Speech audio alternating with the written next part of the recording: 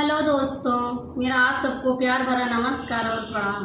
मैं आप सबके लिए एक छोटा सा विदाई गीत लेके आई हूँ। अच्छा लगे तो लाइक और सब्सक्राइब ज़रूर करिएगा।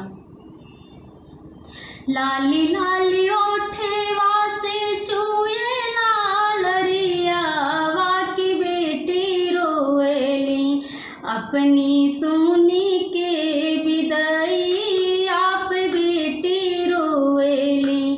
लागे वाली बतिया जिन बोलो मोरी सासों की मम्मी रोएली, सासों मम्मी रोएली।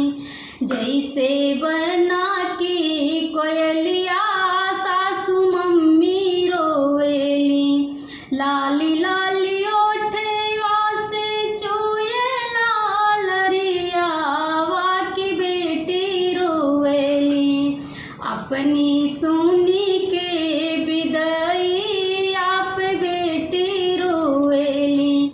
लागे वाली बतिया जिन बोलो मोरी जिठनी की चाची रोएली, जिठनी चाची रोएली। ऐसे बना की कोयलिया जिठनी चाची रोएली। लाली लाली ओठवा से चूये लाल रियावा की बेटी रोएली, अपनी सुनी के विदाई आप बेटी रोएली।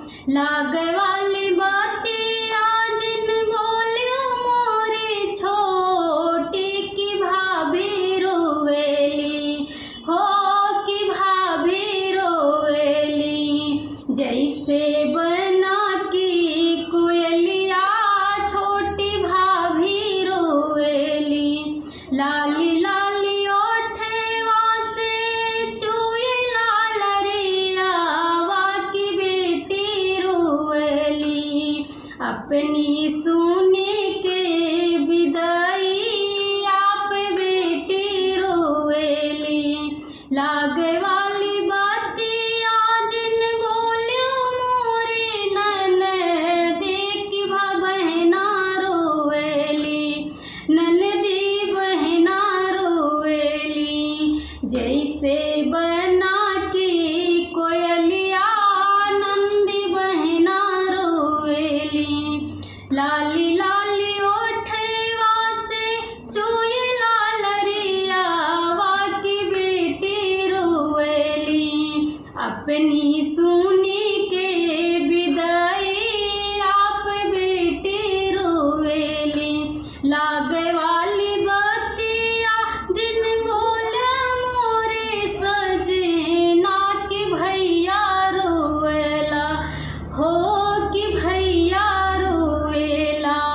जैसे बना की कोयलिया सजना भैया रोएला। लाली लाली ओठवा से चूये लाल रियावा की बेटी रोएली, जैसे बना की कोयलिया बेटी रोएली। कमेंट में ज़रूर बताइएगा कि मेरा गाना कैसा लगा। आप सबको बहुत बहुत तहे दिल से धन्यवाद। जय मां शारदा।